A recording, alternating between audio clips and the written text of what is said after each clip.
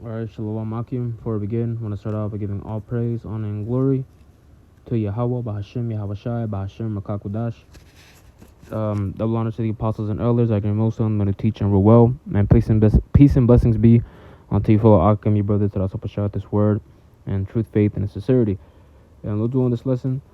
I want to bring out a few scriptures, kind of like a response to I believe it's a portion of Apostle Tahar's many live streams that he did, and mainly going to be focusing on Philippians chapter 2 verse 12. All right, because when you watch the video, the 7-minute portion, if I can know what I'm talking about, it was very passionate. All right, and it's coming from obviously the Spirit, truly. All right, the Spirit of the Lord. It's when you really think about it. All right, every brother that's that you see before you, everybody that's also on the outside listening in.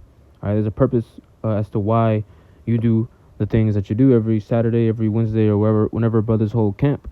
All right, and when I had listened to the 7-minute spiritual words that our elder and Apostle Tahar had said, hey, take it as if it's coming from Yahweh Shem Yahweh Shai. All right, that we're all in this for ourselves. All right. At the end of the day, this is like the one thing that, because for one, we understand and know that the men of the Lord are not selfish people. That's not a trait. That's not really a godly given trait, especially when it comes down to brothers and being in the church. But the one thing truly that you can look at as being selfish in a good way, really, is just to work out your own salvation. All right, because you're doing this to and it's not for no reason. The past few videos I had did was on what the doom and gloom of the scriptures. So when you read and you know what's coming, concerning the Revelations, the 13th and the 14th chapter, the destruction that's gonna leave these thermonuclear missiles in their wake. You know what's coming, then you know and believe that you don't want to be a part of it. Excuse me. So, and what's crazy is that, or what's heavy more so, is that the actual penalty, for not doing this for your own good and being lukewarm, which is another important point that he was making, is literally just death. All right, which is the same consequence. All right, that's coming for you if you take the chip, if you take the side of Esau Edom, if you believe in his kingdom and whatever he brings out with you, Christianity, being a Muslim. All right, anything that doesn't pertain to Yahweh Shem Yahweh Shai, it just breeds death.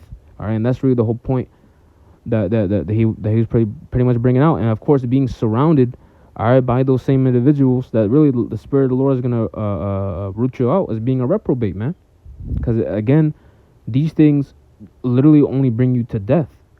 All right, a slow one at that. If you here it is in this current world, you're giving liberty. And this is going to bring about death. All right, so this is again, it's not a lot of scriptures. All right, this is Philippians 2 and 12. It says, wherefore, my beloved, as ye have always obeyed, not as in my presence only, but now much more in my absence, work out your own salvation with fear and trembling. And this scripture was not just for that current time. This just wasn't for the Apostle Paul. It's not talking about his presence only, man. All right, it's talking about what? Apply it to today. It's talking about the presence of what everyone else might seem or view it as a highly revered position. Even beyond that, like the men of the Lord that you see before you, the men that are over you, they're set up for that. As I said many times over, as other Akim have said many times over, they're just set up for the purpose of order. Because the Lord had dealt with them years prior or the times prior. All right, and has put them on a level, all for the purpose of being, for holding the position of order. All right, in that specific church or wherever brothers may be. All right, so beyond that, he's just another man trying to work out his own salvation. Not that we of course disregard other men beside us, but when it comes down to the reason why you were brought in and why the Lord chose you, you have to make sure your calling is just that. Is that he's actually chosen you, and that it isn't just a calling. Because as the scriptures say, many are called, but what? Few are chosen. Okay? It says, I'm going to reread it. It says, wherefore, my beloved, as ye have always obeyed, not as in my presence only, but now much more in my absence, work out your own salvation with fear and in trembling. And that's how it started. All right, that's how it always started. Coming into this, and really, the brothers come in many different ways. It could be because of different reasons, but all in all, we understand and we actually believe that the wrath of Yahweh Shem Yahushai is real. But on the same token, we believe that his salvation and what he's going to reward his men is also real as well. All right. I wanted to bring this out too because here it is.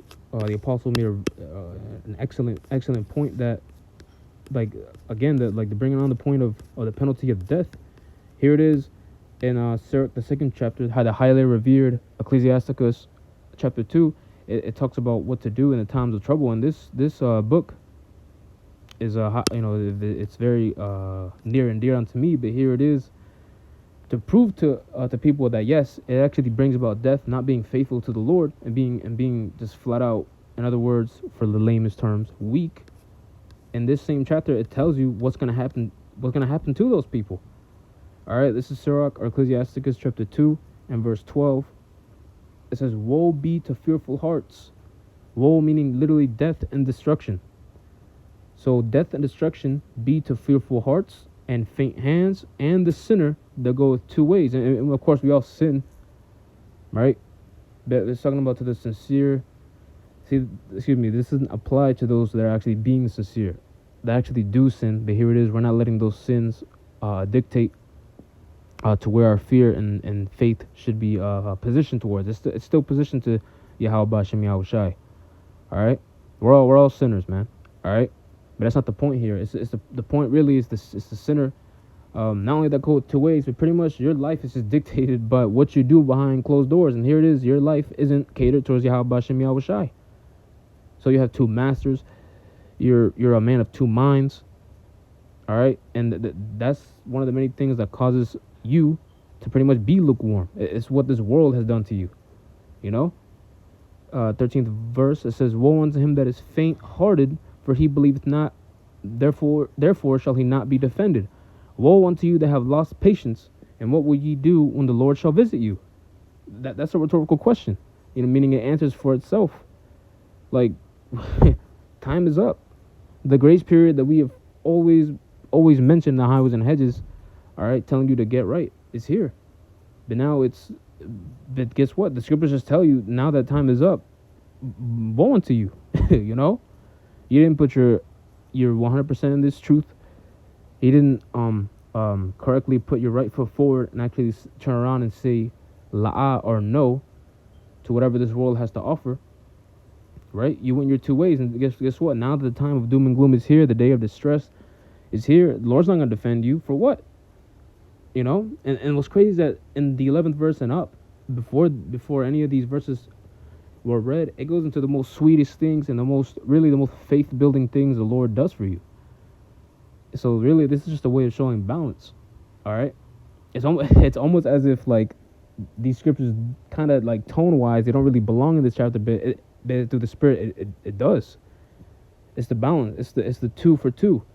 The wisdom being in 2. Here it is. It's showing you that, and really this should just be faith building in many ways, because you don't want to be partakers of any of these. This is like a list, like a hit list, what have you. For those that don't partake in really the many battles that the men of the Lord go through every day, but as well as being lukewarm and still not completely fearing Yahweh Shem Yahushai. It's a tough battle, but hey, that's what the scriptures say. It's a condition of the battle, right? It says, "Woe unto him that is faint-hearted, for he believeth not, therefore shall he not be defended. Woe unto you that have lost patience, and what will ye do when the Lord shall visit you? They that fear the Lord will not disobey his word, and they that love him shall keep his ways. They that fear the Lord will seek that which is well and pleasing unto him, and they that love him shall be filled with the law. They that fear the Lord will prepare their hearts and humble their souls in his sight, saying, we will not fall into the hands of the Lord." Salakia, that's Satan. Saying, we will fall into the hands of the Lord, Salakia. It says, "and not into the hands of men. For as his majesty is, so is his mercy." All right, that's right. All right, that's right. So everything that we do has to be dictated by the Lord. And all the examples that we've seen these past few years, it's literally because it's either of these reasons. It's not a strange thing. No one left or stopped serving the Lord because of something that's like outside of the box or outside of what the scriptures say. No, every reason can be found within the scriptures. If a guy left because of a woman, it was because of the world, or flat out because of the damn woman, because his lust got the better of him, and the fear of the Lord wasn't greater than that he was fighting, right? And what's crazy is that you can ask for these things. That's James the first chapter, all right? To ask for the Lord, because he, upbraideth not, he giveth to all men liberally, you know. So that's pretty much the point. Didn't want to make this video too long. Just really wanted to build off of that alone, especially Sirach, the second chapter. That's the main kicker that I was thinking about when listening to the Apostle Tahar. So at the end of the day, as well, one thing to take from this is, for one, pray for more of that. Pray for the fear of the Lord, and that's going to prevent you from being lukewarm. That's going to prevent you from actually fearing anything from pulling you away from this truth, pulling you away from serving Yahweh Bashem Yahweh Shai. So those were this videos edifying as well as exhorting them. That's pretty much the point. I want to close out by giving all praises, honor, and glory to Yahweh, Bahashem, Yahweh Shai, Bahashem, Makakodash. Again, double honors to the apostles and elders. I agree most on the teacher well. And peace and blessings be unto you, full of Akim, your brothers, that us protect this word in truth, faith, and sincerity. And with that, I'm going to say Shalom.